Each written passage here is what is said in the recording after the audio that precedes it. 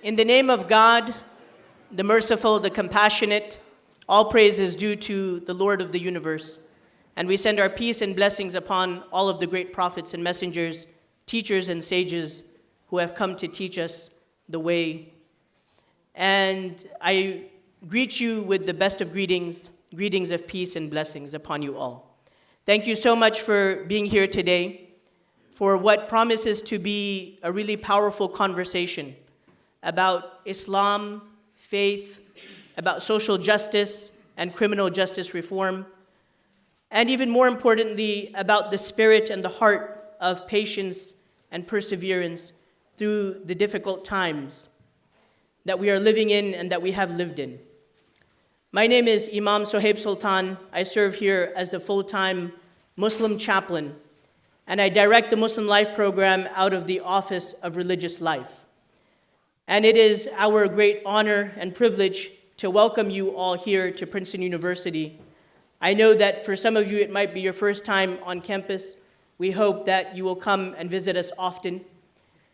And this is a community that we've built on campus that is open to students, staff, faculty, but also to the wider and to the larger community that lives and exists around us, whether it be in Trenton or Camden or New Brunswick or wherever you may be and able to access this space. So we're really excited to see a town and gown commitment to this conversation. I see a lot of people here who are students and staff and faculty. I also see a lot of people here from the community. So I'm really grateful for that. The reason that the Muslim Life program invited today Dr. Yusef Salaam to be in conversation with our very own Dr. Glaude, chair of the African American Studies program, is yes, because Yusef, Dr. Salaam, shares the faith of Islam and is a deep person of faith and expresses and articulates that faith so beautifully and powerfully. But also because the Muslim Life program is committed to the greater universal ethics and virtues and values that drives human societies and civilizations forward, including the pursuit of justice. And there is no doubt that in our times, if not the greatest, then one of the greatest reforms that we must engage in is criminal justice reform. And to look hard into the mirror and ask ourselves why there is such a great incarceration rate and why so many innocents, as was in this case, are sent to prison, including some people who are on death row. And so today we have the opportunity to hear a personal journey and story from someone who not only has to share their experience, but also has to share their commitment to the project of justice. And to be in conversation with Dr. Glaude, who has dedicated so much of his intellectual and academic work to the pursuit of justice in America and getting us to think about race relations in a whole new light. So we are honored to have these two wonderful people who will be introduced more fully in just a moment. But before we get started, I want to invite Ian from Petty Green, and I want to invite Kiki from Spears to each give a 90-second pitch about what these two organizations are doing on campus for the sake of prison and criminal justice reform, so that you know what's happening on campus and you know how to get involved in campus activities. Because we don't just want everyone to leave and feel inspired. We want people to get moving, and we want people to get rooted in a commitment to action. And so after they give their 90-second elevator pitches about their organizations and how you can get involved, we're going to invite Sirad Hassan, who is a senior here at Princeton University and was a former president of the Muslim Student Association and has done a lot of good work on this campus on race relations and racial healing, to introduce our wonderful speakers for today. So with that, I want to invite Ian and Kiki to speak about PD Green and Spears. Please give them and this entire event a big round of applause.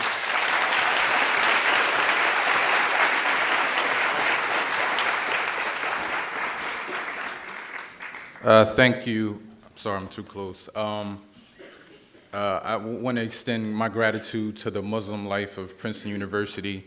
As he said, my name is Ian Jabril. I'm the current division manager of PD Green program.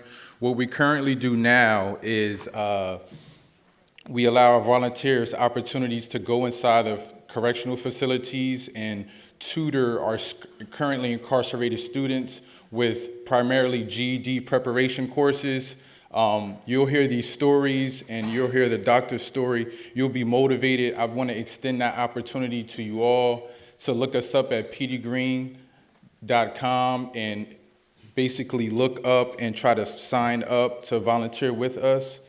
And thank you for that.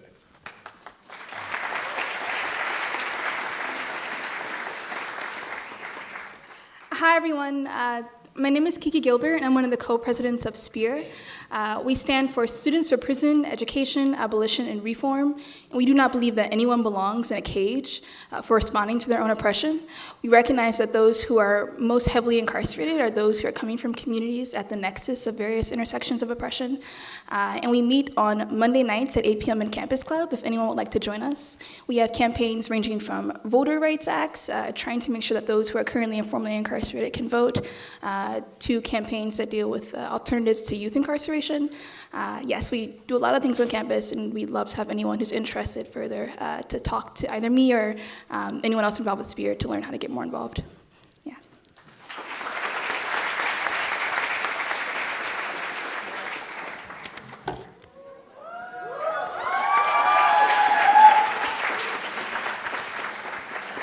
Hi, everyone. My name is Hassan.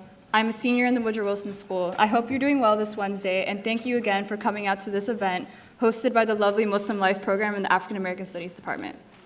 Both of which are two spaces that I spent a lot of time engaging with over the course of my 4 years at Princeton. Additional thanks to Campus Conversations on Identities, Public Lecture Series, Carly Field Center, and SPEAR for helping support today's event as well.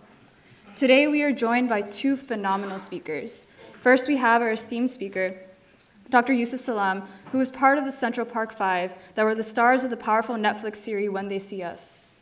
Anyone who has seen the series and read about the cases undoubtedly witnesses the gross miscarriage of justice experienced by the 5 teens, one of whom is sitting with us today quite some years later to tell his story. At 15 years old, he, along with 4 other young Black and Latino men, Kevin Richardson, Raymond Santana, Antron McCrae, and Cory Wise, were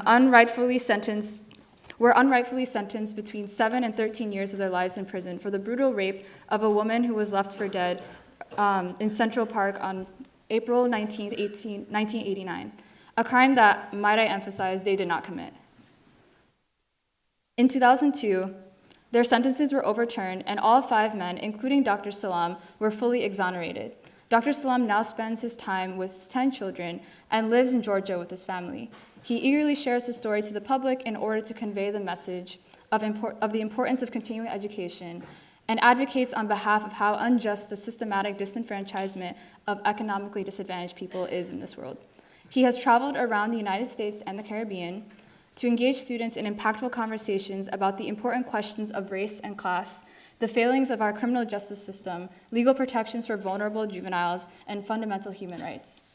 Today, he will be speaking about his Islamic faith and its role in providing strength to endure time in prison, among other topics. Next is our conversationalist, Dr. Eddie Glaude, chair of the Department of African American Studies. He will be partaking in today's conversation. Dr. Glaude is most well known for his book, Democracy in Black, How Race Still Enslaves the American Soul, and In a Shade of Blue, Pragmatism and the Politics of Black America. He holds a master's degree in African American Studies from Temple University and a PhD in religion from Princeton University. He also hosts the podcast AAS 21, recorded right here at Princeton University at Stanhope Hall, home to the African American Studies Department. He is also a convener of conversations and has been influenced in his own academic work, personally by his muses, James Baldwin, Malcolm X, and Bobby Blue Bland. Please join me in welcoming Dr. Eddie Glaude and Dr. Yusef Salaam.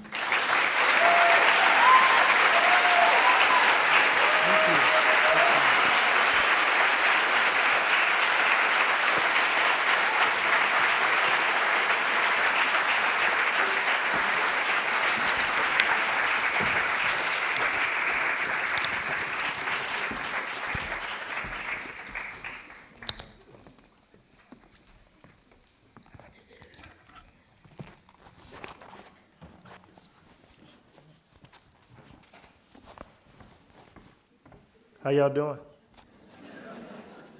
It's a lot of you.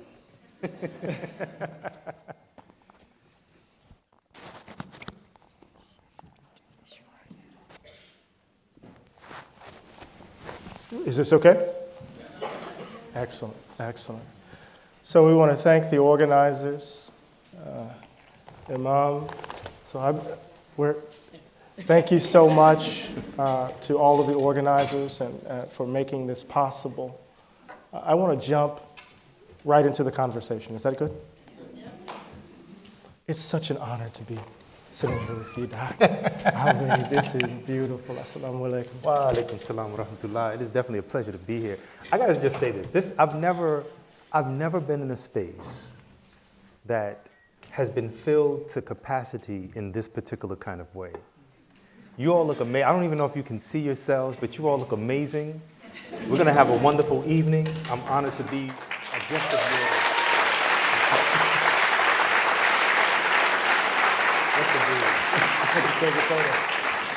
So let's jump into this. I want to begin with a question. Yes. A basic question, a complex question about your faith journey. When the moment you're swept up in this event that fundamentally transformed your life, and you found yourself wrongly accused and convicted, and you were behind bars, what did you think God was doing with you? So interestingly enough, I was born as a Muslim. And I think that in the process of being birthed into a faith that is almost competing in a way with other faiths, you don't really see it as what it is. It's kind of just theory. It's kind of like, this is who I am, this is who my family is. It doesn't become a power until you begin to look at it on the global scale and how it vibrates with different folks in different ways. And so the fact that I had a Muslim name and people looked at me and said, this guy, let me just step back a second. What I couldn't reconcile with while I was on trial was what caused them to look at me with such anger and hatred in their eyes. I couldn't understand what they were looking at. Now, I've been over 6 feet tall since I was 12 years old.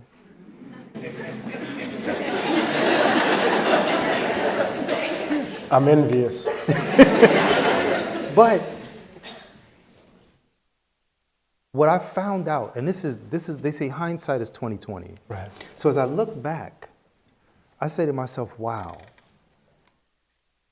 They were looking at my future self, this now me, and trying to hope and pray that I would accept the 13th Amendment for myself.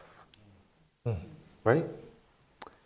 So Muslims are only servants to Allah. Right. There's a strength and a power to that.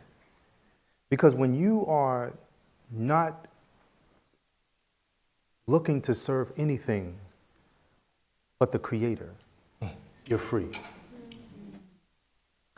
The beautiful thing about what happened to me is that it caused me to come into this reality and understanding very, very early in life. At 15 years old, I was given the opportunity to live life without fear. Say a little bit more about that. So, as you can imagine, I was very afraid. Of course. Absolutely. Very, very. I mean, they published our names, phone numbers, and addresses in New York City's newspapers. We were 14, 15, and 16-year-old children. And because of the heinousness of this crime, they really wanted the accident of time to happen to us.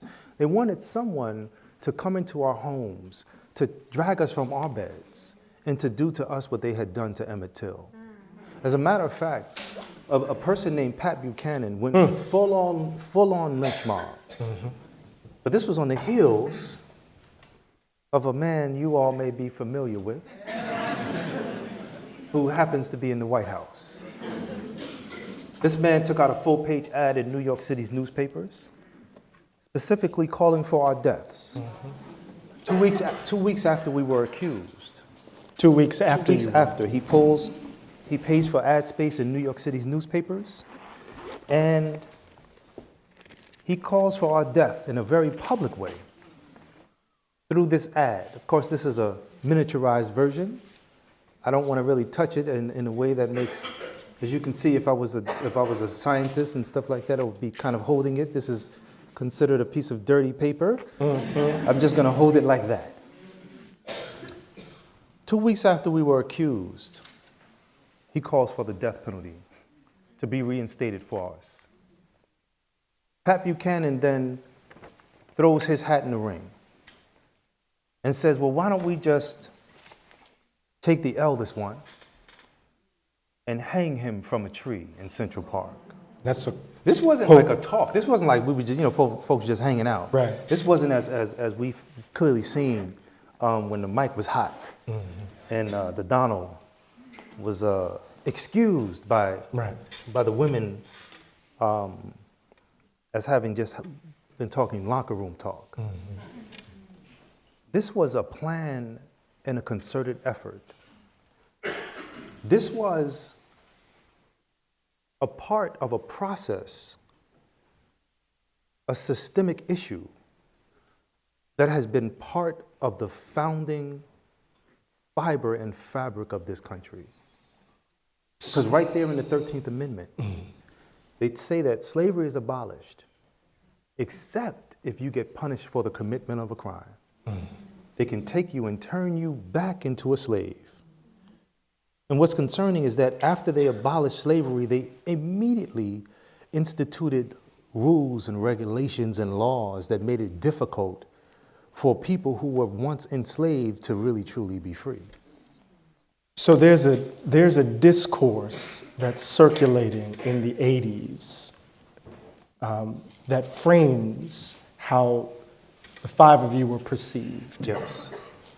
So there is a moral panic around the so-called crack epidemic and the crack babies that are being produced. We saw this.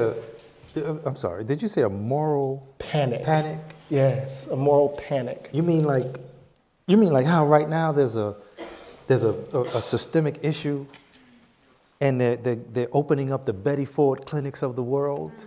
Oh, the opioid The opioid epidemic? Yeah, no. And I'm saying that only as a juxtaposition, of course. Absolutely. To understand that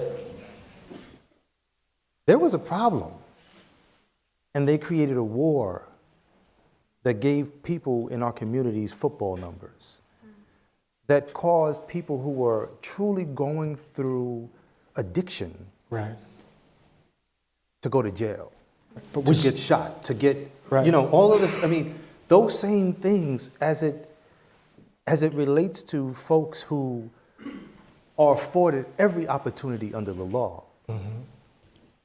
And today they call it the opioid epidemic. Right. I think what I was trying to say, I think that's absolutely right, is that, you have the crack epidemic, so-called crack babies, boys in the hood. You remember that? And the idea that these crack addicts were producing children who were turning out to be super predators.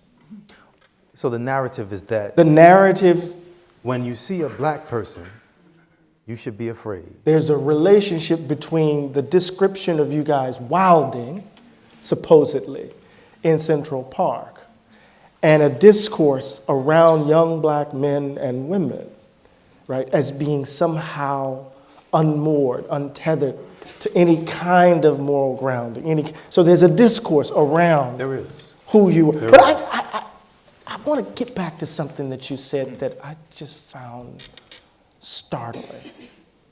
something beautiful happened to me when I was 15. Yes. I want to go back to this You faith asked me, journey. you asked me to expound upon Yeah. the fear aspect. Say and how I was more able to, about that. So fear, whenever when you have children and things, and your child is afraid that there's a monster under the bed, you try to dispel that fear by taking the child and saying, look under the bed, look, turn the lights on. The same that you see in the light is the same you see in the darkness. And you try to give that child an explanation and understanding that what they are perceiving to be afraid of is actually false evidence appearing real. Fear. Once you conquer that fear, you can move in your boldness of the life that God gave you. And so in my culture, in my understanding of my deen, my way of life, God gave us life. And many people have been waiting and asking permission to live the life that God gave them. And you answered that question at the age of 15 in the context of being incarcerated falsely. Yes.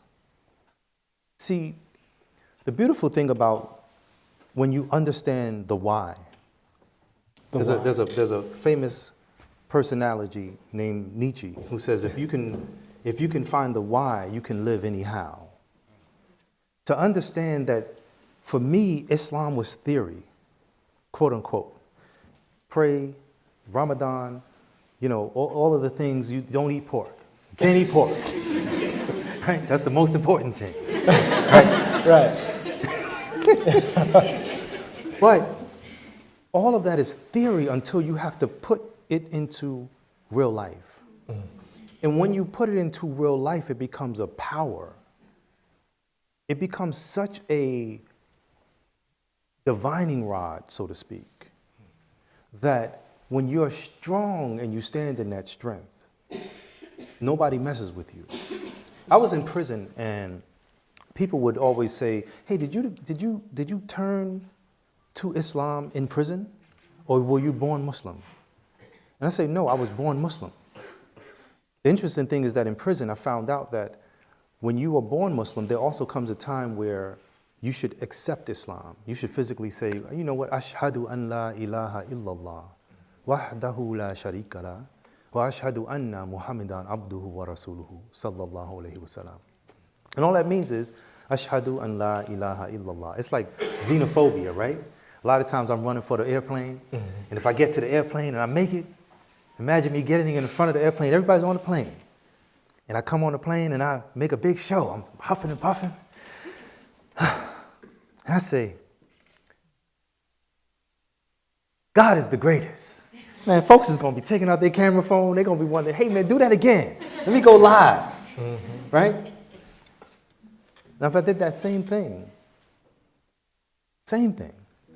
and I said, Allahu Akbar. I'm almost certain I probably won't be allowed to stay on the plane. I don't think I will be allowed to. But the cool thing is that language, as it's explained, allows people to see each other. And so to know that, for instance, Islam is not a strange thing, it's not a scary thing, it actually is defined as the way of submitting your way to the will of God. So a Muslim is one who submits their way to the will of God. The cool thing about that is that you find that in other ways of life. You find that in Christianity, there's a cool statement where people say, let go and let God. Beautiful. Because when you allow God to truly move in your life, you become a force to reckon with. Right. And that's what they didn't want. They were looking at me and they were seeing not only my past self, because they looked at how I was operating and showing up at court. What gives this young man the audaciousness and the boldness to be walking up and down the courtroom corridors with a slight bop? Right. You know, what's going on with this young man? Who taught him? And then you see my mother, and the beautiful depiction that she's shown in the film When They See Us. She wasn't just created that way at that moment in time. She's always been that way. And so she now becomes a point of strength for other people, other parents. They're looking at, how do I protect my sons and my daughters? You mean I could just show up and say, we're not going that way? You absolutely can. So at the moment in which your faith is tested, your faith becomes real. It becomes so real. It becomes so real that in any place I'm at, in anything that I do, I can enjoy myself because I see and define things through the lens of Islam. Yeah. So let's talk about Cory. So all of us we are introduced to him Yes. in some ways as his refusal to let you go to the police station by yourself. Yes. So when you're in this moment, how are you thinking about him? How are you thinking about the other brothers who have been swept up? Because what are the emotions in terms of your relationship to them? I understand the way in which you're talking about your own presence, your own bearing, but the weight of your relation to these other brothers, and particularly him. How did you grapple with that? So I can tell you this, that prior to getting a full and complete understanding of this experience, and that means that I had to wait until yesterday to truly get a full understanding.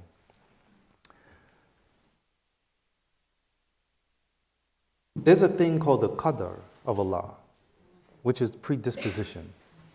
There's a verse in the Quran that talks about the pen has been lifted and the ink is already dry. There's a verse that talks about people who complain and say things like, oh man, you know, if only he didn't or she didn't go outside, they wouldn't have gotten shot, or they wouldn't have gotten killed, or they wouldn't have this would not have happened. And there's a thing called the matter. And people say, do we have any say in the matter? And the reality is that when your time is coming, you will march to the place that you are to lie. It is the beautiful understanding that you cannot deny what is guaranteed me. Because whatever hits me, I could never avoid. And whatever misses me, I could never get. And the beauty of that is that once you understand this, your heart can become at ease. You're no longer nervous and wanting. You're just cool, calm, and collective. You say, God gave me some lemons in life. Check this out, y'all. I'm about to make some lemonade. I got a poem. Oh, okay. Okay.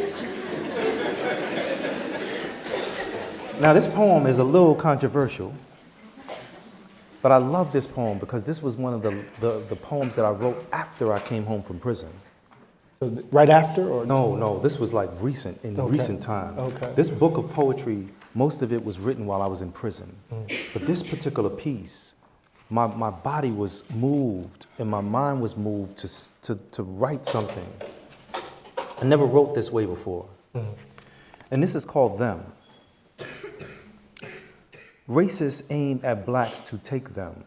Down the road with nooses, hang them. I cross downtown streets to shake them. Like I'm on the court, pump fake them. Abusers of the rules, all they them. Complexion for protection, they them. Planned annihilation, slay them. Silent screams of hatred, they them. Kill them all today, who us them. Place no tag on toe, the nerve of them. Potter's fields with holes we're destined. Awaken us today, who us them. Reconstruct our play, we know them. Now from checkers, chess, we play them. Mastering the game, we made them. Bopping from the whip, we slay them. Okay. Okay. That poem is a wonderful transition. Although all of this is related, I wanted the three ways in which I wanted to organize our conversations around faith, politics, struggle, and vision. Yes, sir. That poem is a wonderful transition to politics. So there's a way in which one could understand and interpret the events in one's life in a way that's faded, that asks the question, what choice, what role might my own agency play? We can have a debate about whether it's all settled, whether my footsteps have already been charted, or whether the choice I make actually matters in the kind of life I live, and to assess God's benevolence and God's wisdom in relation to the experiences I've had, or I have. But then there's the reality of the world in which we live.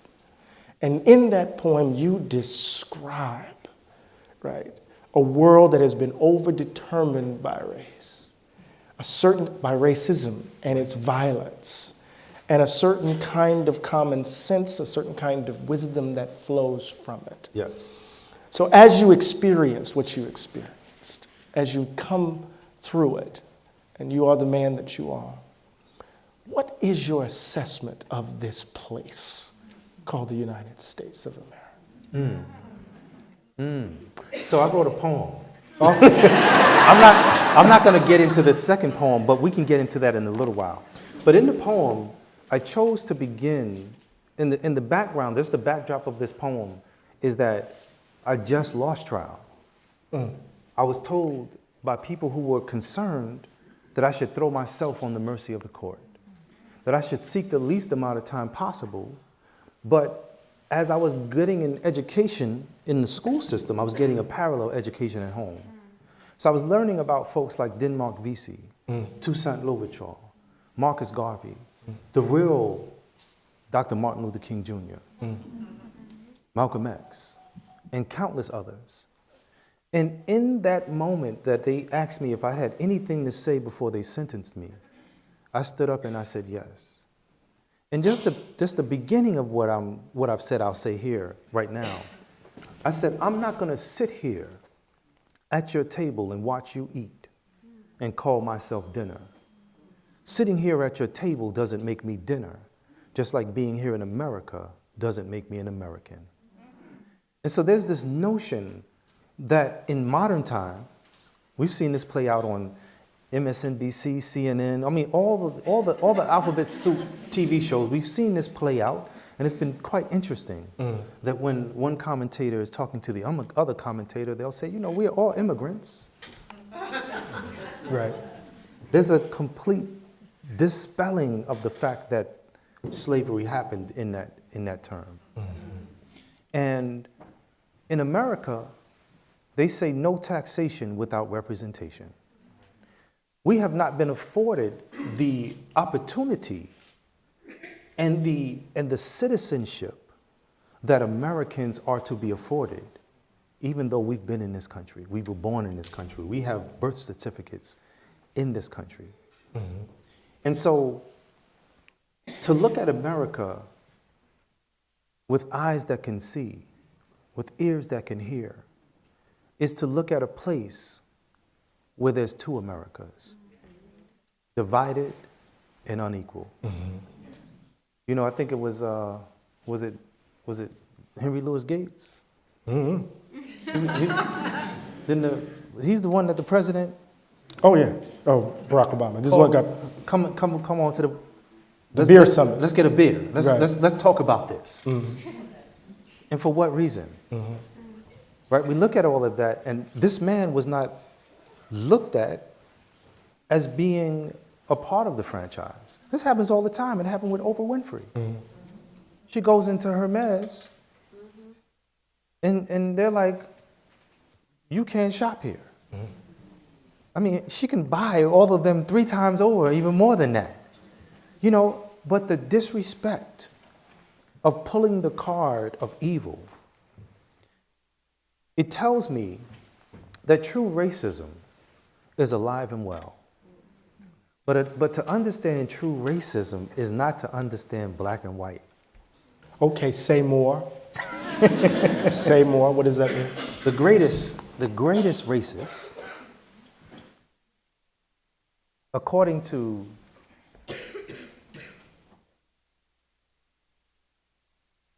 the, I'm going to say it this way. The greatest racist, according to the Lahu Mahfuz, is the devil himself. See, when God created everything and created the devil and then created humankind, the devil said, I'm better than him. Why should I worship? Why should I bow down? Why should I become subservient to that? I'm better. And for that, he became the arch enemy that, unbeknownst to us, we go throughout our lives and sometimes we hear negative self-talk. We'll look in the mirror and say, oh man, I'm not looking too good today. Let me throw some concealer on or this or that. No, I'm talking about just okay, all right. We all do it. We all do it. I mean, when I was younger, interesting story, you know, it wasn't popular to be a dark-skinned black man. I had a complex. Okay. I mean, I was like, man, I wanted to look like Albie Shaw. You know? That was popular. Exactly. You see what I'm saying? Exactly. You might have had a problem. I hear you. But, you know, I'm going to tell you how we know this. We know this. In this room full of the kaleidoscope of the human family, we know this because when I say this one statement, we'll all be able to vibrate right there with it. The true fight has never been white against black. The true fight, the true battle, is to battle spiritual wickedness in high and low places.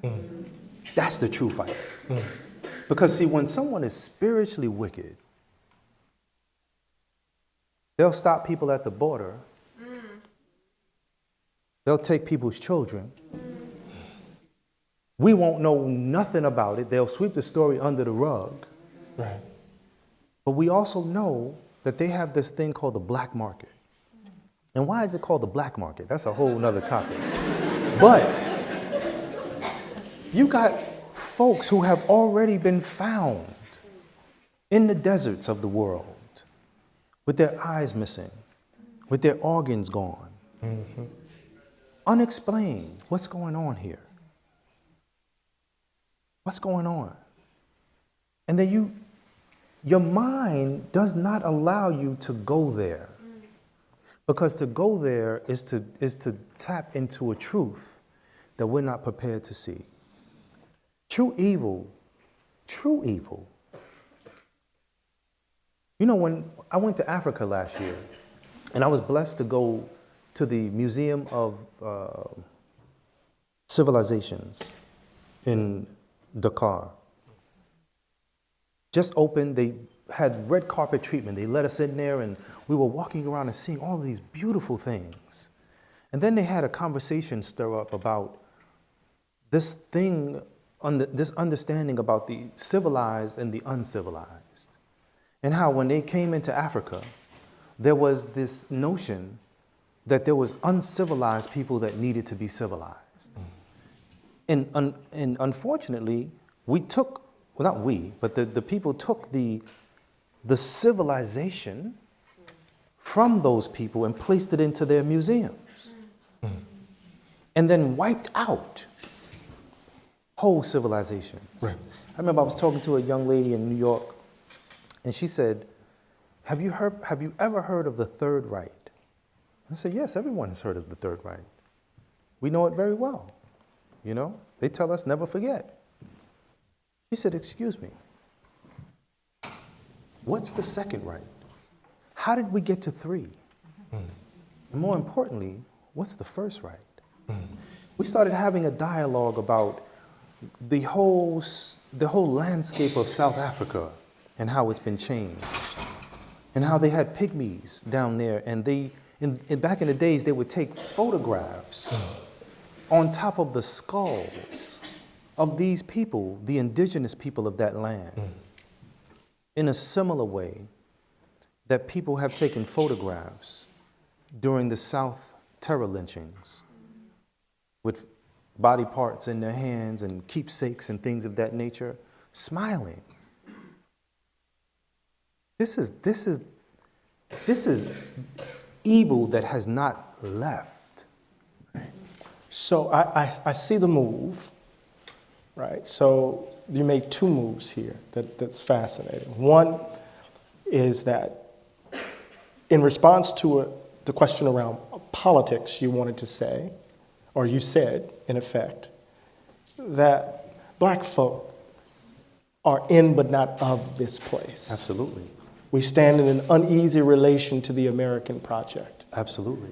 That the idea of citizenship that is so central to American democracy doesn't afford black folk the same rights, the same benefits, the same burdens. But, and I just want to say this part. Sure. But that doesn't mean that we should not participate. Okay, I was about to say you were anticipating. Because non-participation is participation. Right. If we figured out that part of the reason why that happens is because of non-participation, is because of misinformation, is because of technology. Once we figure out how we can become a part of a franchise, Right. game over.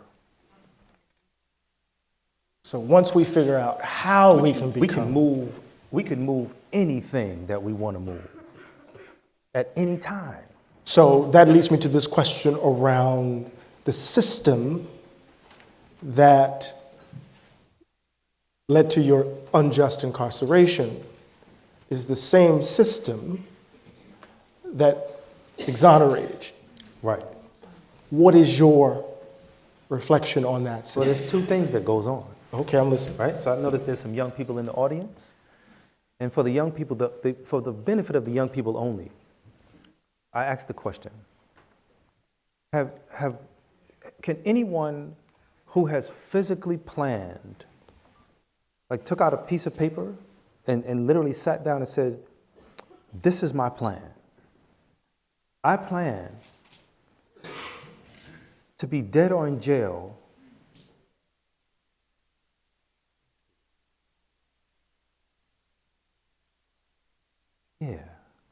by the age of 21. Anybody ever planned that? Anybody physically decided to do that? That reality is a part of the communities that we come from. Right. Somehow someone reprogrammed ourselves to accept that this is the reality.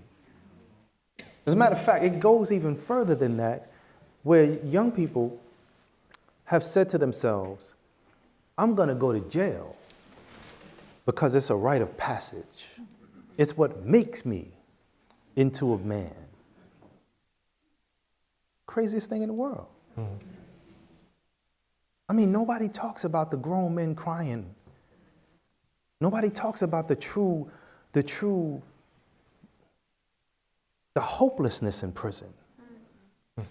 You got the Khalif Browders of the world who get let go, who can't turn off the terror, who take their own life. Mm. It's so many things going on, but at the same time, and this is the part that's interesting, this is when it gets really interesting. When you look at the Central Park Jogger case, the way that it's been spun is this is an anomaly. This is not the norm. You know, we made a mistake, sort of, and we're going to fix it, but you best believe that they have already had backroom meetings to figure out how to make sure that they never get caught making that mistake again. Mm-hmm. Because, see, it wasn't an anomaly. Mm-hmm. This is business as usual. Mm-hmm. Our friend and mentor, Dr. Angela Davis, said, we as a people have historical amnesia. But the truth of the matter is that we've been socialized to. And so they tell us never forget, but they tell us to forget. In the same voice. And we have to reconcile with that. We have to understand that our story is equally as important to be able to catapult us into where we need to be as a people. Because if we look at life, and young people are the movers and shakers, they create language and they create terminology. They said Netflix and chill. And then all of a sudden, when it was a decision which one to go with, we said, man, we're going with Netflix. You know what I'm saying? How did that change your life? How How did that film change your life?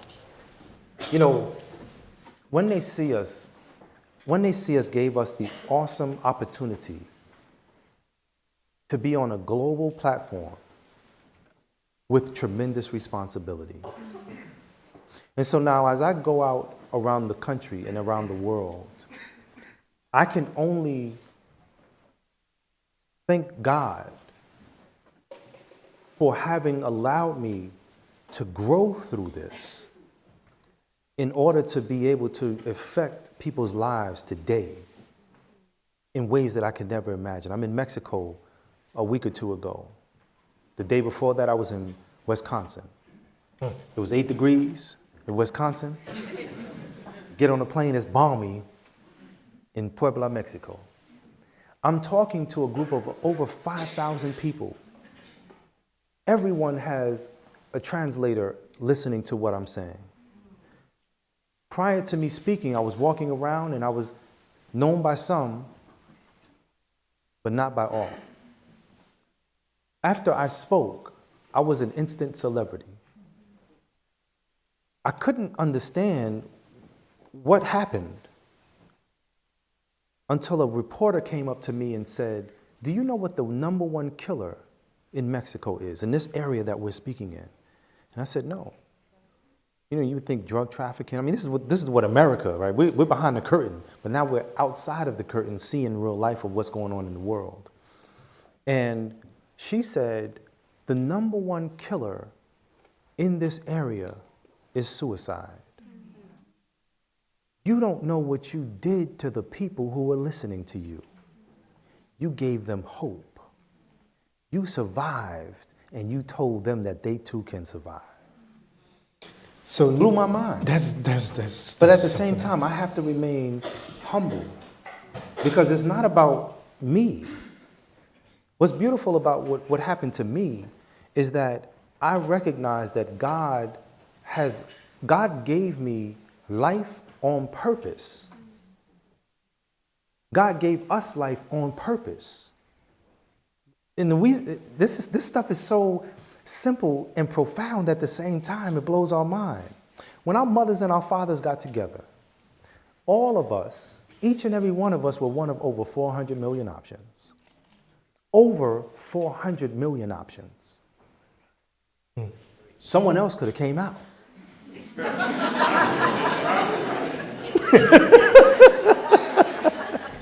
It's cleaned up. I mean, it's the birds and the bees story. Yeah, I got you. I got you. Somebody else could have came out. Mm-hmm. Someone else could have been chosen. But God chose you. And not only what that means is that you were born on purpose. Because when God decides a thing, he says, be, and it is. And if you were born on purpose, you were born with a purpose. You have a reason for being. Imagine that. Now we step back and I look at this prison industrial reality that I'm now faced with. And I find out that when I was born in the Islamic tradition, I didn't have a name. There was no baby shower. There was no celebration of life prior to me coming out. There was a celebration 7 days after I was born. And the question that they wanted to find out, the question that was asked, was the same question I was asked in prison that changed the trajectory of my life. The parents are to observe the child and try to figure out who is this? They may say to themselves, you know, what do we name this baby? But the reality is, who is this? In prison, I found the answer to that question. And very succinctly, I said, searching to find who has come, a beautiful soul, a powerful one. When we realize that God gave something of himself and placed it in us, that's something we can turn that up. Life tells us, people tell us, turn it down. That is the light, the nur inside of us. What about the dark moments? The dark moments have to be battled incessantly with the light. Because I mean, you go ahead. You said the terror. If you go to prison, you have two choices only. You can either do time, or you can let time do you. If you let time do you, you become a monster. But if you do time, you could be physically in bondage, but yet your mind be free. That was my challenge. How do I make sure that I'm free mentally? I mean, I wake up and I'm like, oh my goodness, I'm still here. I still have to eat this food. I still have to operate and move under these conditions. And all along and all the while, those things were trying to make me accept this reality. But the true reality is different. So you're an example to folks around the globe. You have a story that you've told. What do you make of you and your story and its lessons in this age of Trump? The very man who took out that ad is now the president of the United States. And you're sitting here in Princeton. Talk to me. I will say this. For every story to be truly great, you gotta have a great villain.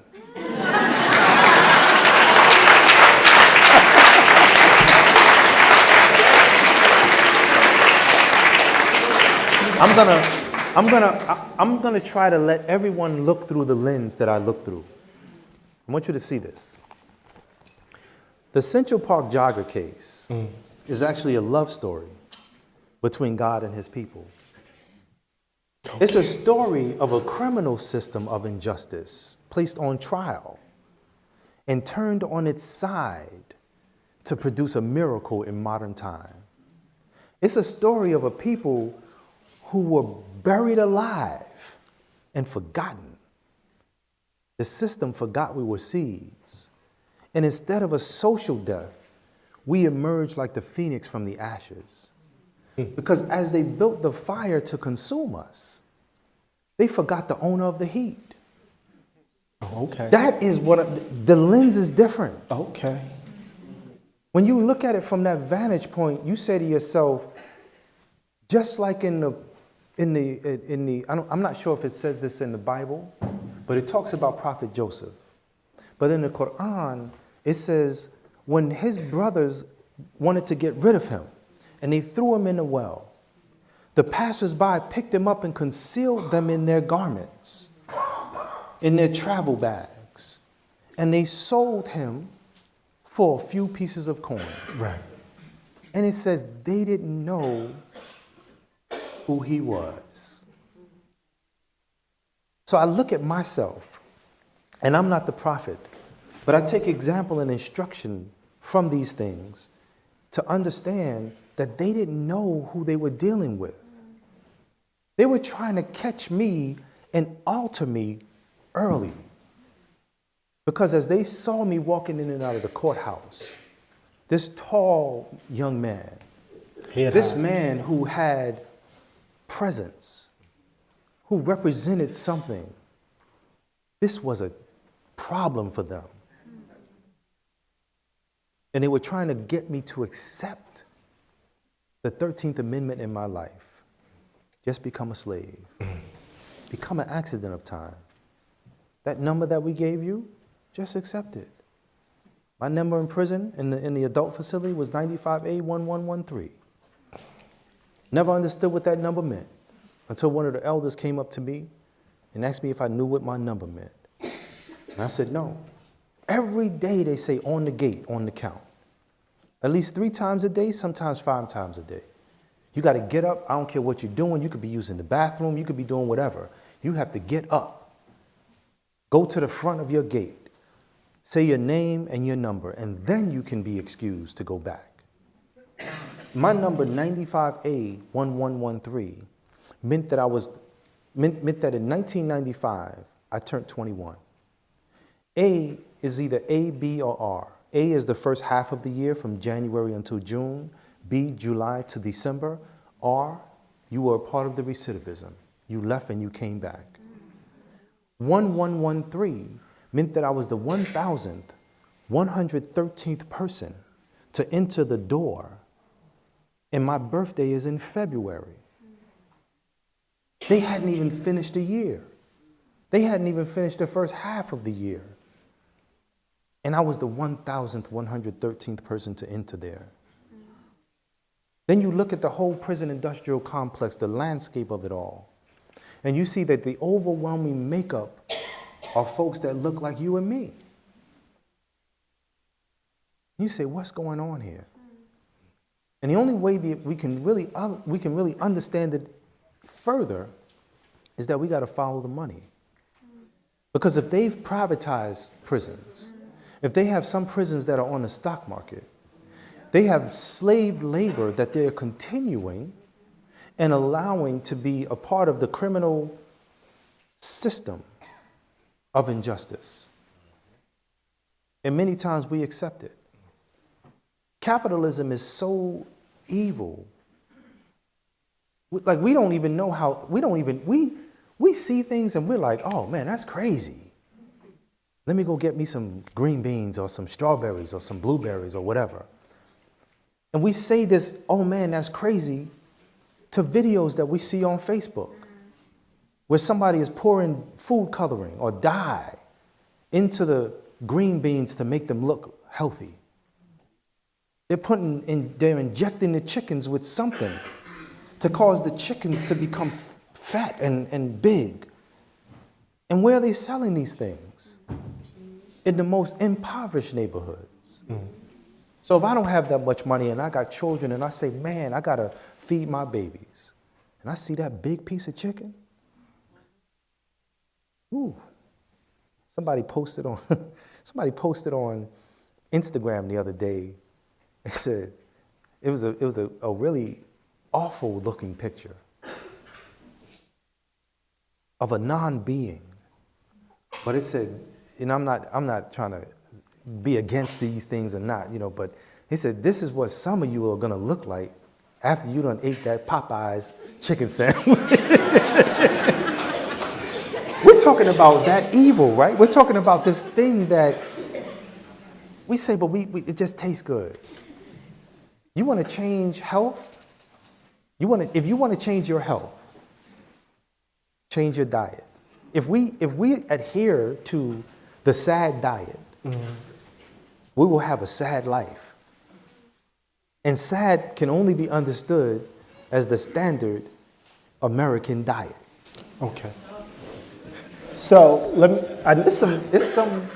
he's dropping. We're gonna have to settle. We're gonna have to think about this a while, right? So I'm gonna keep pushing asking some questions here because I just find this fascinating. I'm sorry, I just got to back up for one Sure, second. back it up. Just 1 second. You asked me about Cory, and you asked me about how I saw everyone. Right, I did. And I realized I failed to answer. But what I want to say about Cory, in the context of the predestined and preordained space, Cory is the most necessary out of all of the 5. He was not a suspect. Right. He got the most time. He received the most hell. And I'm not saying all of that stuff was supposed to be. Okay. It happened, right? But what I'm saying is that Cory is so special that imagine receiving hell from can't see sun up to can't see sundown. Imagine going back and forth to the parole board when it's your time to go, and you sticking to your guns saying, I didn't do that crime. The last time they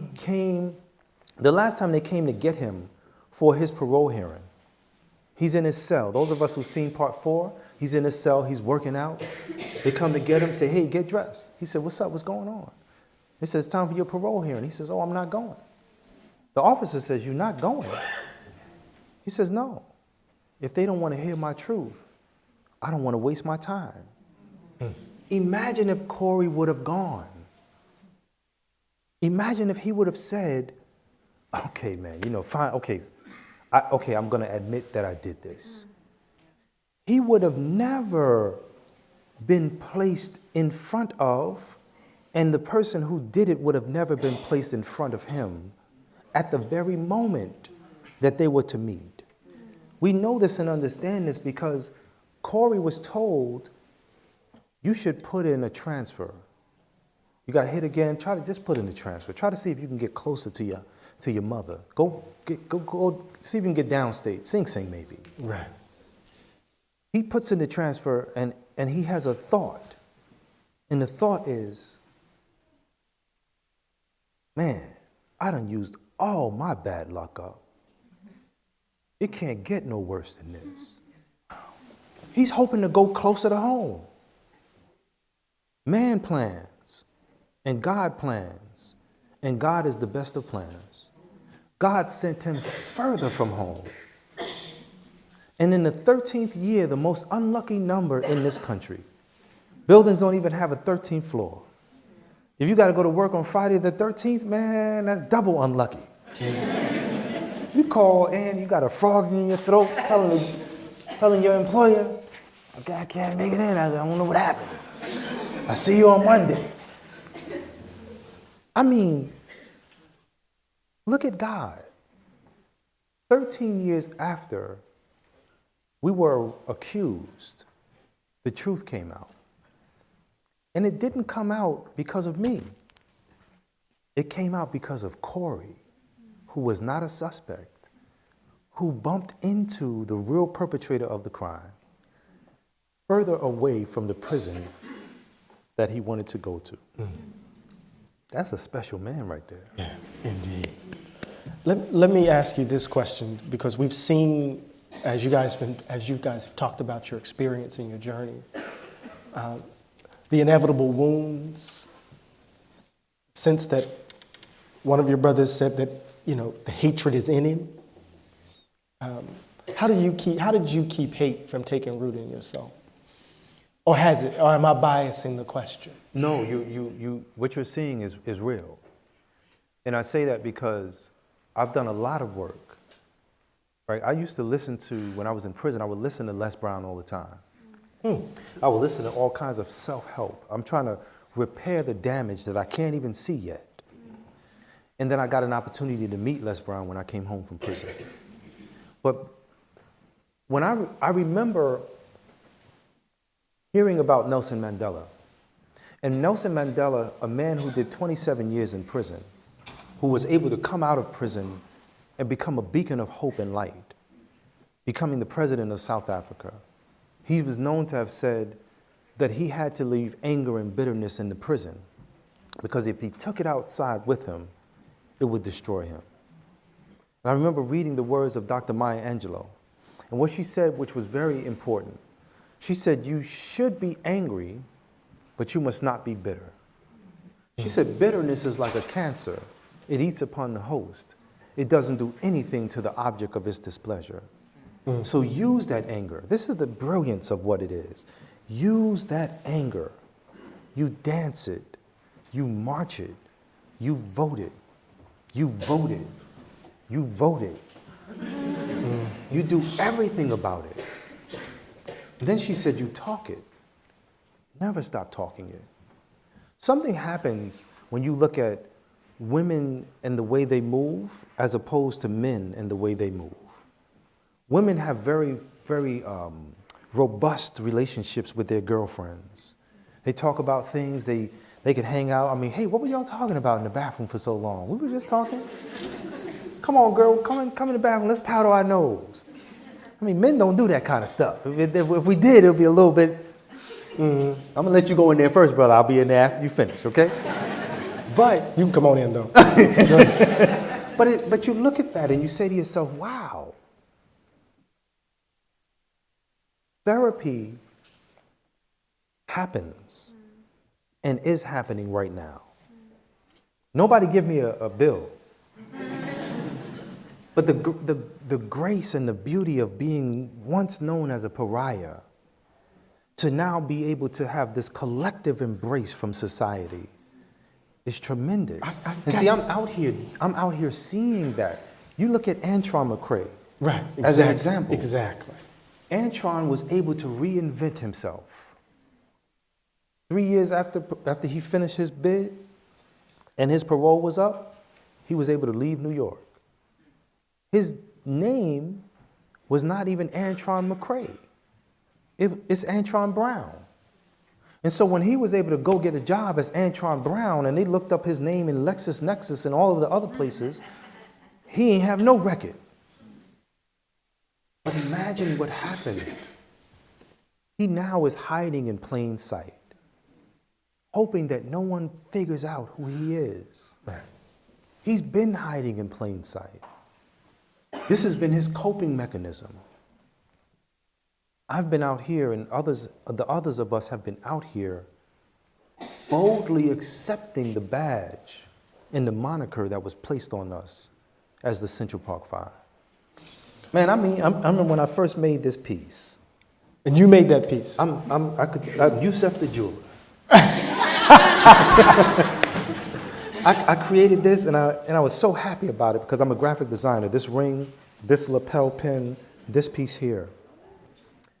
And when I created it, on the bottom it said, the Central Park Five. I said, man, this is going to be great. This was before the film came out. Mm-hmm. And then we got an opportunity to go on the Oprah Winfrey show. Mm-hmm. And Oprah Winfrey said, they will now be known as the Exonerated Five. And it was such a good feeling, though. I mean, that's a beautiful feeling.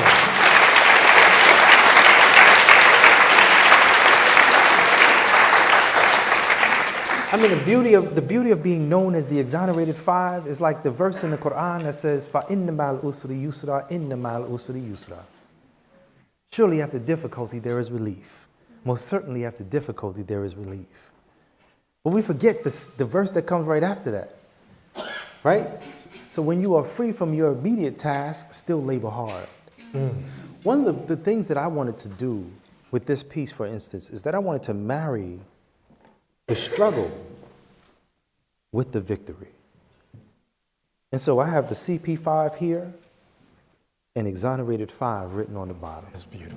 I just got this back from you. You guys are probably the first in a whole bunch of folks that have ever seen this piece. That's beautiful. Because I've never shown this piece before. This is a brand new piece, Exonerated 5 on the bottom, and it's such a great thing to be a part of that because it leaves no shadow of doubt. It's like when I talk about DNA, I hate to use that term.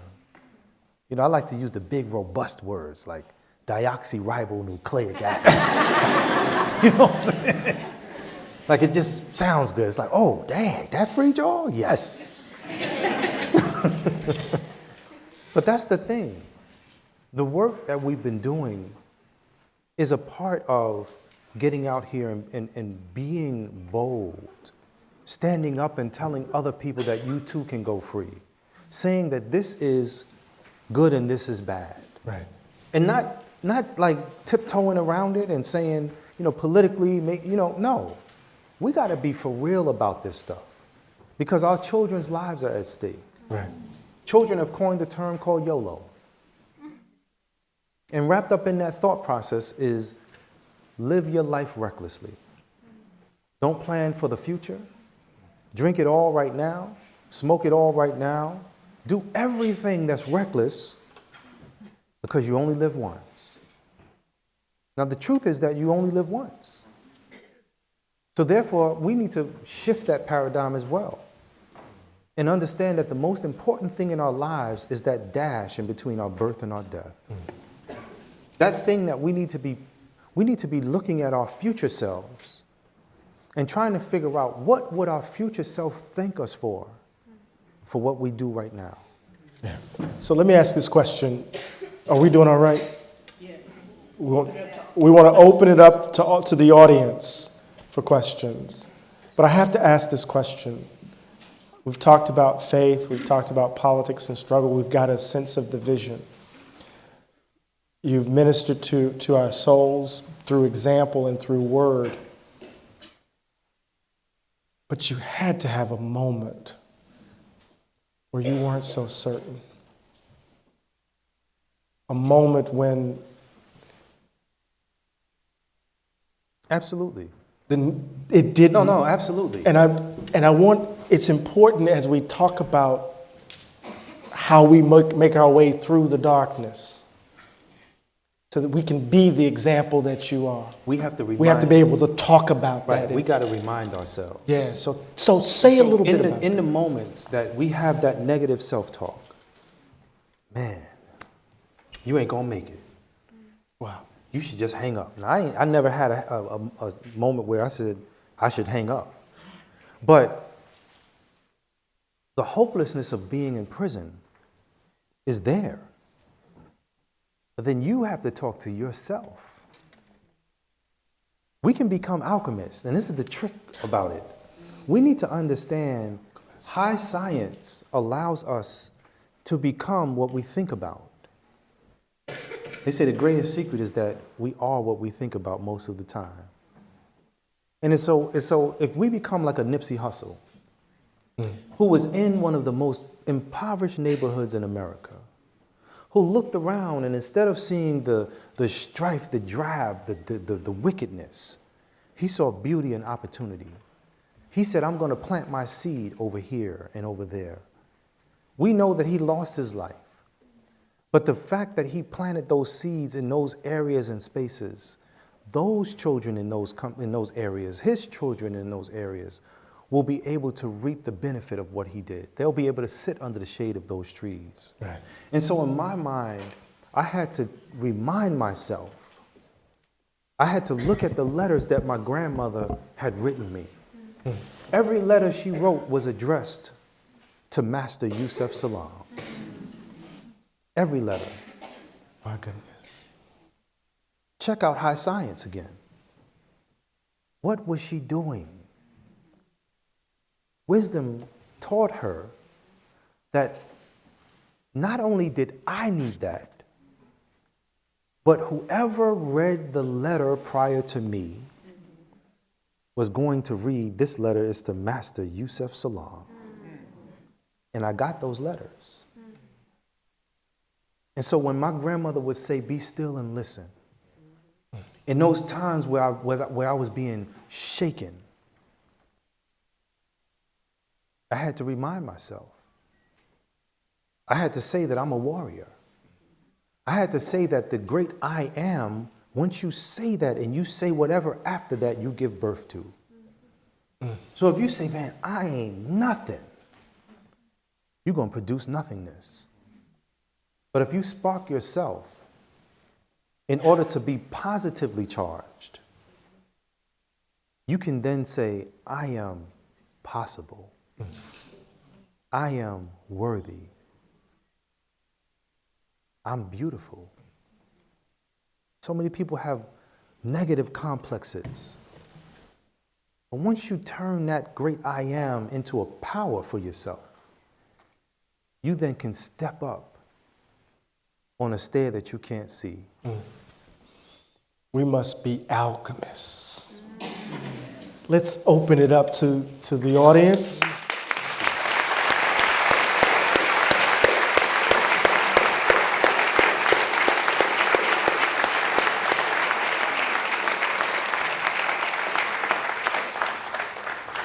We have a few mic runners from our very gracious hosts. And what we'll do so that we can maximize our very short time that we have for Q&A from the audience is that we're going to take 3 questions at a time. Okay. And that way we'll get some questions in, and then Dr. Salaam and Dr. Glaude can, respond to those 3 at the same time. And so if you have a question, maybe if you could just not only raise your hand, but stand up, because it's hard to see in such a packed and wonderful crowd. And while the mics are coming to you, I just want to give another big round of applause to everyone here as people are leaving, just to give a big round of applause to the presence and to the Spirit of God.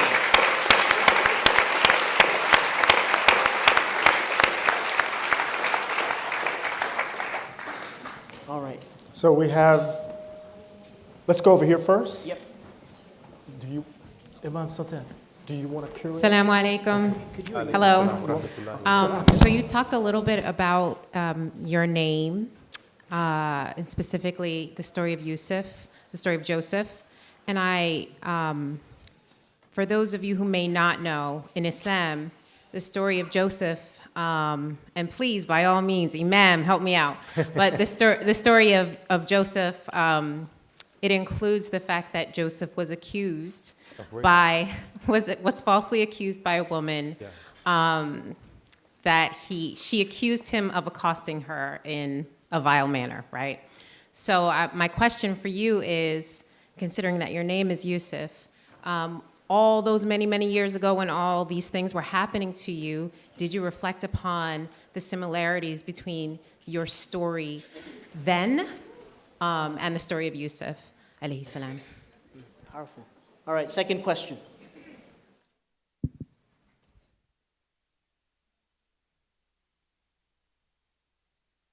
There's a mic over here too. Hello. You mentioned deoxyribonucleic acid and how technology liberated you. I was wondering if you had any reservations about artificial intelligence, facial recognition. There have been articles out recently saying that these facial recognition algorithms have been trained on Caucasian males, and they have a high probability of producing false positives. Have you ever thought about speaking out against that and preventing what happened to you from happening to someone else in the future? Last question over here. Thank you. I grew up hearing a phrase, if you can't do the time, don't do the crime.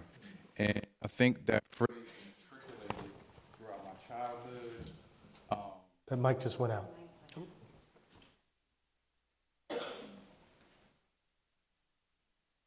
I'm writing them down. Okay. I got you. We'll tell you, brother. You just say it. Yeah, so this phrase matriculated with me and youth around me throughout my childhood, and having experienced incarceration myself, in surviving trial, I started to reevaluate what that really meant, and being able to educate myself on systematic racism and injustices within this country, it brought me to realization that that phrase is kind of supporting of the people that dictate that time. So if I say, if you can't do the time, don't do the crime, it almost kind of co-signs the systematic injustices that we face. And this is something that kind of, over the years I've been kind of processing. Just let me know, what are your thoughts, off the top of your head about that? Do you want to address About the name Joseph? Yeah. So I want to maybe address that last. Yes. Because I'm still thinking I'm still mulling that one over. So the first is Yusef and Joseph. Yes. The second is the relationship between technology, facial recognition software, and the carceral state. Right? How it's being used and how racist and assumptions are informing it. And then the last, of course, if you can't do the time, don't do the crime. Yes. So with regard to my name, I came acquainted with the story of Joseph in the prison, and hadn't read that before. And I was immediately blown away. It was as if God was speaking right to me, telling me that everything was going to be all right. That this too was something that had happened already.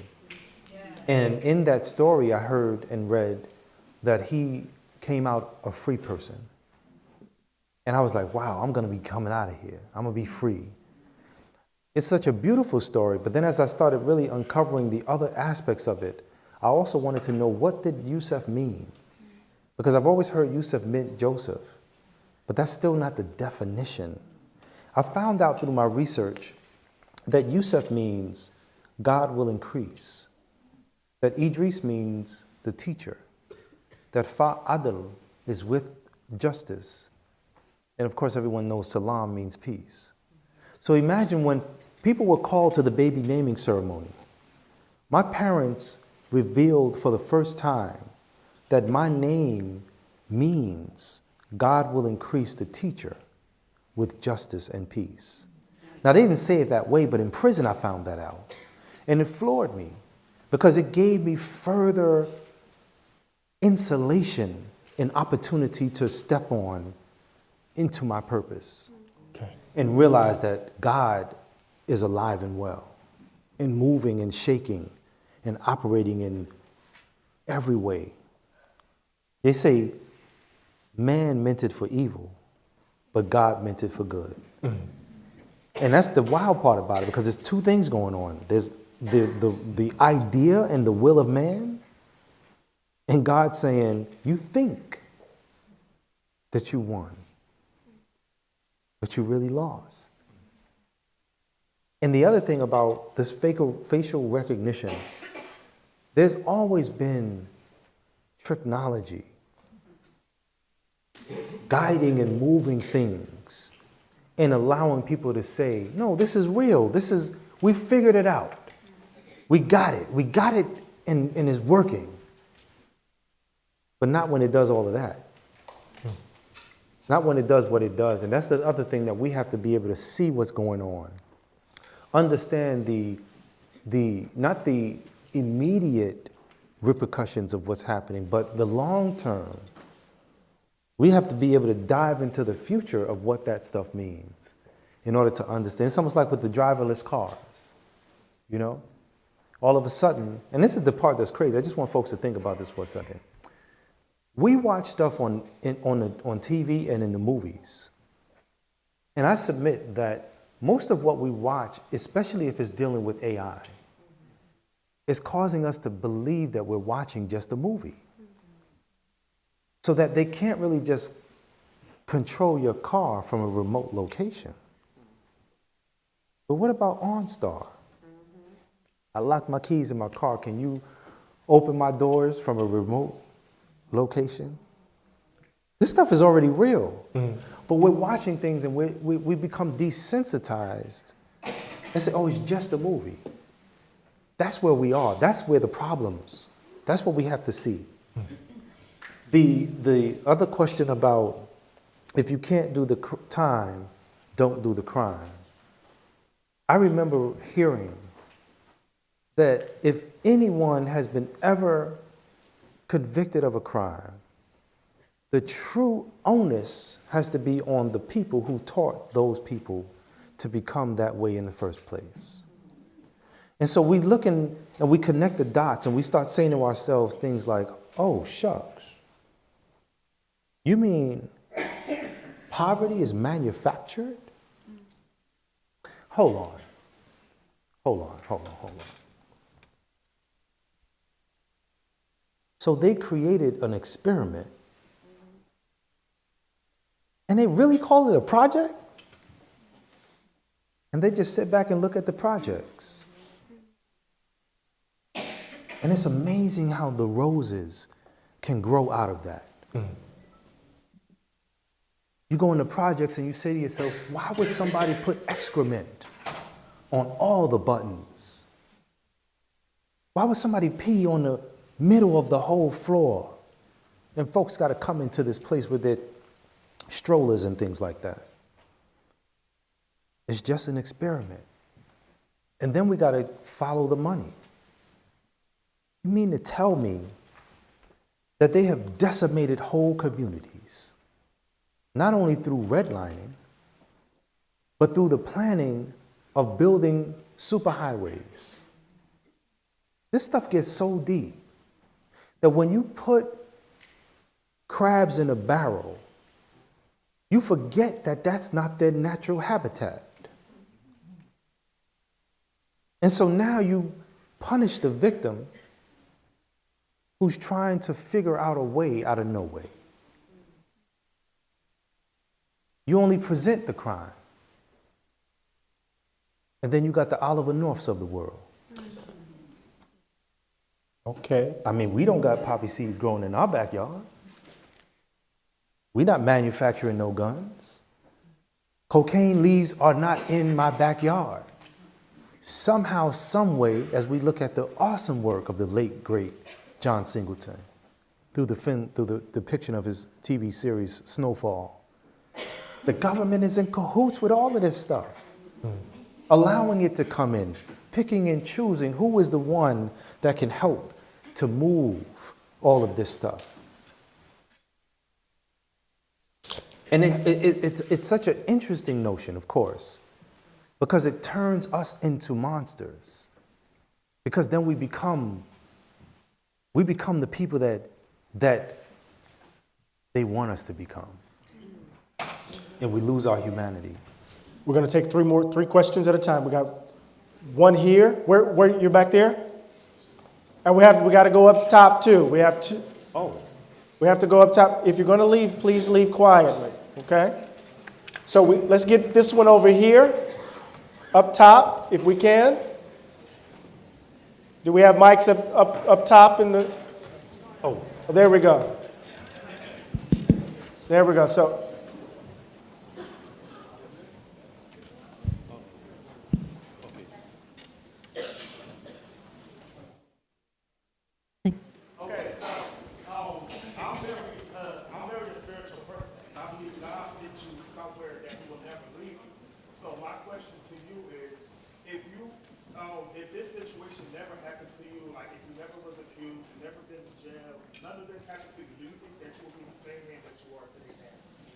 Okay, that's one question. Would you be the same man that you are now if this hadn't happened to you? Yes. Thank you for your time. My question is, what sentiments do you hold toward Matthias Reyes, and what does justice look like for him? That's an interesting one. And one more.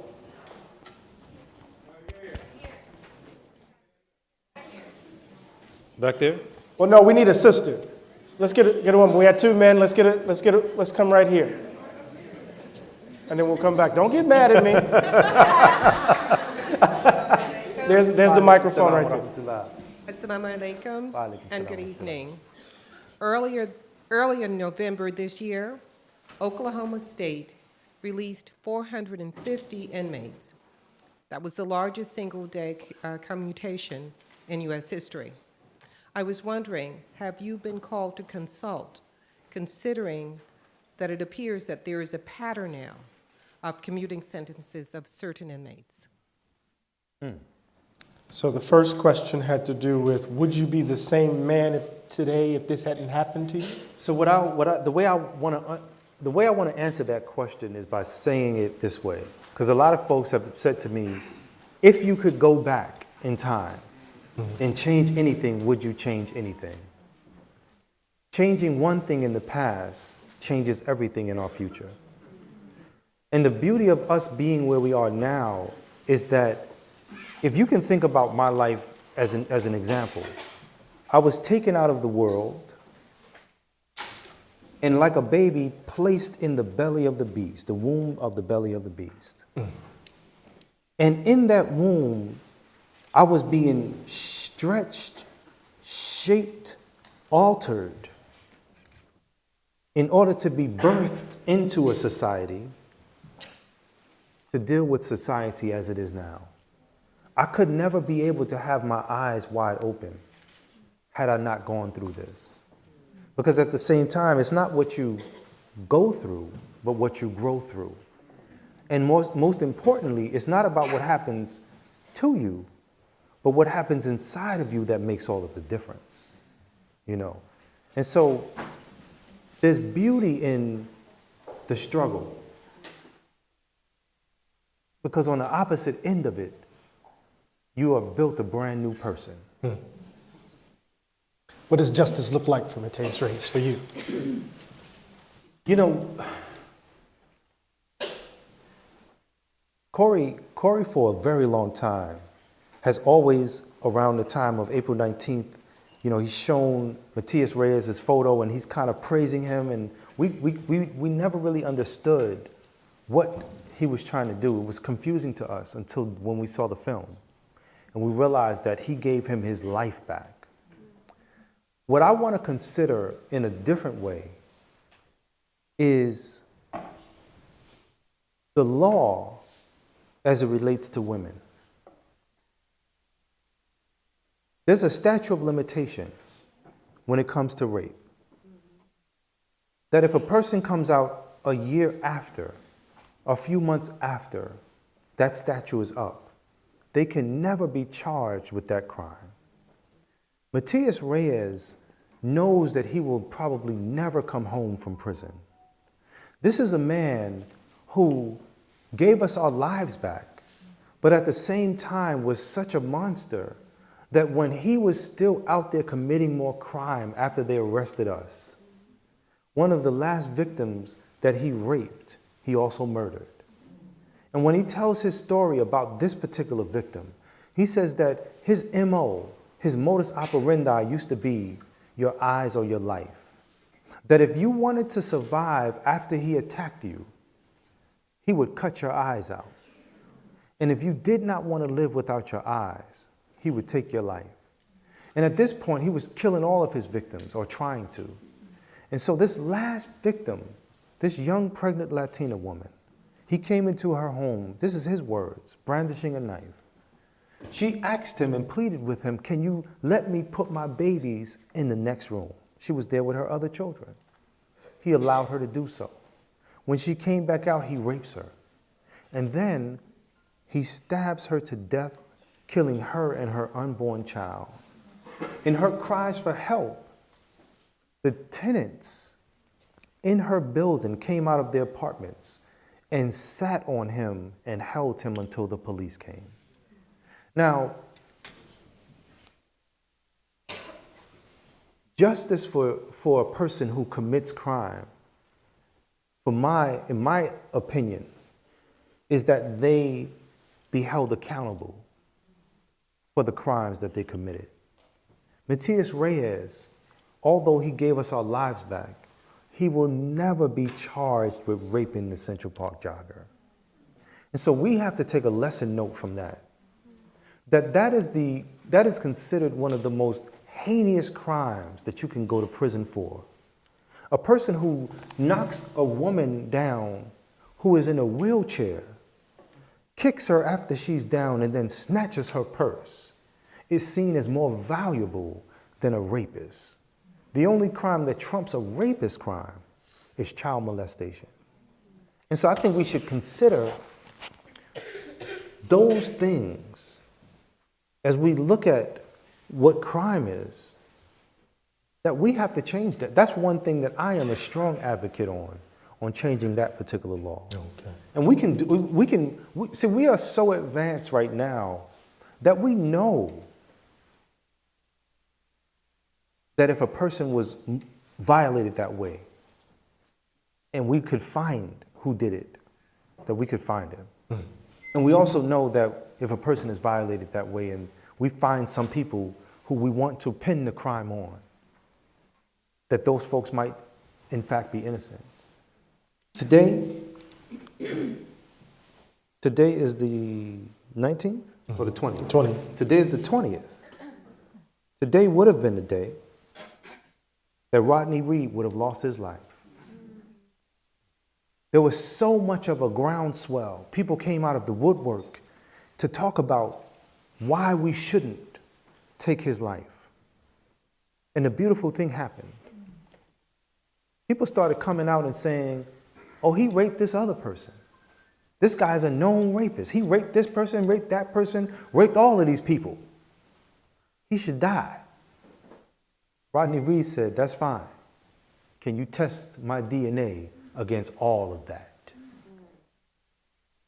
They gave him a stay of execution. This is the power of the people that we have. We have that type of power that we can push idea and agenda forward. Because this is a lock 'em up, throw away the key kind of society. Definitely is. You know? The third question had something to do with the 450 inmates whose sentences were commuted. Right. So were you consulting? I'm not a consultant, but I feel like those of us who are closest to the pain should be the ones that are the consultants. Because when it comes to reentry, folks should not just be allowed just to be free. They should be given services and opportunity to thrive in that freedom. So many of us, as we come home, we don't know we're free and we don't have how do we live this? We've become acclimated to 3 hots and a cot. We say to ourselves, at least we had a meal every day and some place to lay our head. This is hard. And so we should afford every opportunity for returned citizens to be able to thrive. They should be celebrated in society. You know what I'm saying? We should be able to bring them in. We should have them at conferences. We should have them talking about the issue. We should put them in high places in the criminal justice system. Because then maybe we would have true justice. Let's get another round of 3. Is that 3 questions? You want? Okay. No, we're going to When have. Dr. Glaude says you take 3 more, we take 3 more. We take 3 more and then we're done. All right? Really quickly. So let's go 1 right here. You see the other one in the top? And 1 up top. And then 1 back there. So this one here with the mic, then you up top, okay? I just wanted You have to ask stand up. because we're in a, oh. You have to stand up. There you go. Hi, I just wanted to ask, since we're at a university and most of us go to undergrad from 18 to 22, and you during that time was in prison, and so I wanted to know how you transformed yourself between 18 to 22, like most of us kind of go to college and transform ourselves from that 4-year period. Thank you. Wow. Sister up top, yes. My question is that as Wow. children that are raised in a religious family, you're taught that the choices you make shape the path that you go along in life, but then you're also taught that God has a plan for you. So with your experience and with your wisdom, how would you reconcile that discrepancy? And then 1 here. Yes, he has the microphone already. Yeah. So you mentioned earlier that fear for you represents false evidence appearing real, which I think is a beautiful quote. But in a society and a culture in which we have things like false truth, false evidence, fake facts, fake news, how do you think society should parse through what is real, what is true? And would you say that that's based in some sort of spiritual or moral change in our society? And how does that become occasion for people who don't have some sort of central faith, some sort of central degree of believing in a higher power? So the first question, how did you transform yourself during that period between 18 and 22? They were in college, you were in a different kind of learning space. You were So present. I will tell you this. I went to jail and I got a college degree.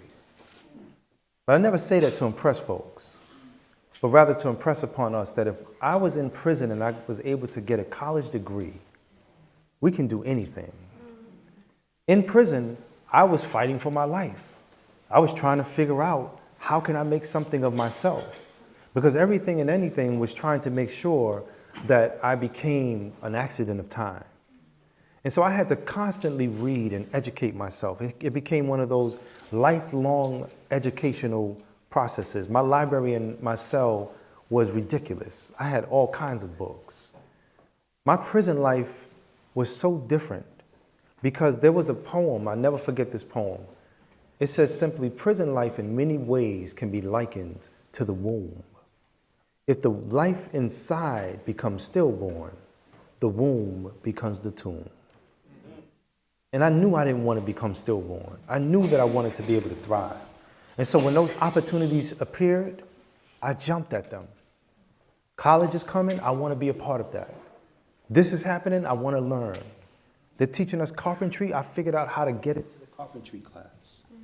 All of those beautiful things that was helping us, all of those things that gave us the opportunity to have some type of humanity, I wanted to be a part of that.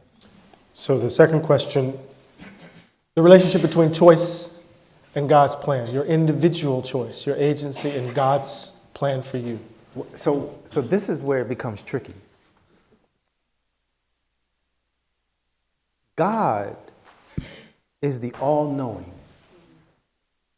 See, God's plan is so deep that it's really you in your free will, and God already knows what you're going to do. And so it's not like you're moving in life and you're like, okay, God, I'm about to move in a different direction. Like when you move, you move. And what we should do is we should ask for ability to be successful and to accept that when we ask God for whatever we ask God for, that He's going to answer us. That He's going to give it to us in either by providing it for us right then and there, by holding it for us later. I mean, I prayed to God to win this lawsuit immediately after I came home from prison. It could have been in God's infinite wisdom that He needed me to struggle. I lived in a penthouse apartment for over 10 years. It just ain't have no elevator.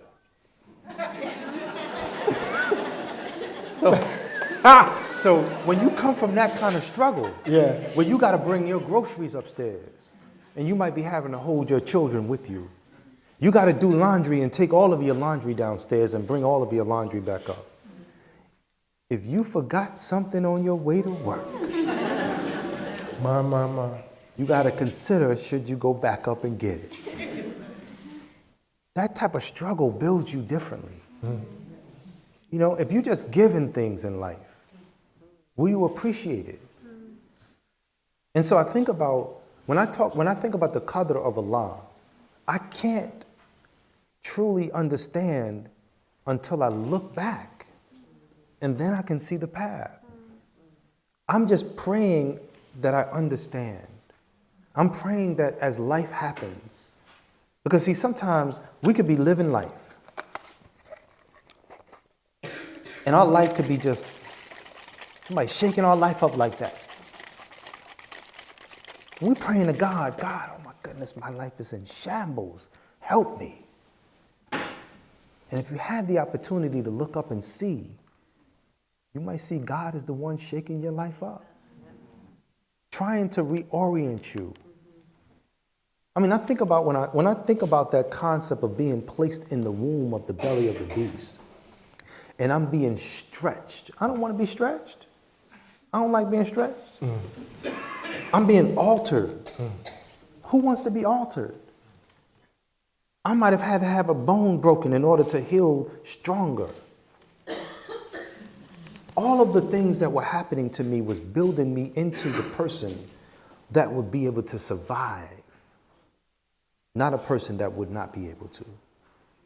And it's hard because a lot of times our parents are telling us from their wisdom and trying to give us advice. Because the worst thing that happens is that our children oftentimes don't believe that we were once their age. And a lot of times we sugarcoat things. We don't tell our children the real deal. But we might have been the movers and shakers of our day. And so we have to look at that and realize that a lot of times our children may look at us and say, man, you know, I don't know. They telling me not to stay out past midnight. But that's when all the fun happens. Then when something bad happens and you say to yourself, damn, my mama told me not to. Nothing good happens after midnight. I mean, think about the Central Park Jogger just for a second. Right. Most of our parents, if not all of our parents, has told us at some point in time that if we have earphones in our ears, one earphone on, one earphone off, that we need to be able to hear what's going on around us. How many times have we seen young people walking around with both earphones in their ear, walking aimlessly into the streets? They've actually done a study once, and they said how many people like actually bump into things, fall into ditches, and all kinds of stuff that you say to yourself, like, you got to be aware of what's going on. You have to be aware of your surroundings. But the lesson that we could take from that is that Matias Reyes, when he described what he did before he raped the jogger, he said he was following her. There's another narrative out there that was saying that she's a seasoned runner. She's an expert in her, like she can jog. He could never have caught her. But I just want folks to just step back a second and understand, what would you do at the end of your workday if you was a jogger? Would you be out there running like you were in a marathon? Or would you be out there trying to unwind from your day? She wasn't running from nobody. And so when he was hoping and praying that she would make that left on 102nd Street, and she did, he said she was playing the music so loud in her ears, she didn't even know that I was there. When I hit her in the head with the tree branch, and they found those first drops of blood, then he took her and drug her off into the woods. They took a photograph of that, the single drag line. Never in a million years could young people who were accused of raping a woman organize themselves and say, okay, everybody line up. This drag, we need to make sure we look right. The optics have to be right. One single drag line. That ain't happening.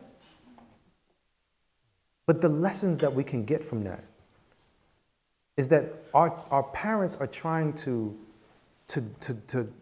have us live the best life, the comfortable life, the life without pain and problems and strife. And then sometimes we have to bury our own children. Sometimes we have to be a mother of a movement, a father of a movement, to give strength to others. And the only solace that we get is that we know that if someone's life was taken unjustly, then they are protected. I remember reading in this hadith, this tradition of the Prophet, peace be upon him, which said that, don't you know that for the believer, God sometimes allows their sins to be expiated in this world? And the companion said, what do you mean? How is that possible? And he said, don't you sometimes stumble? Don't you fall? Don't you sometimes get ill? All of these things are expiations.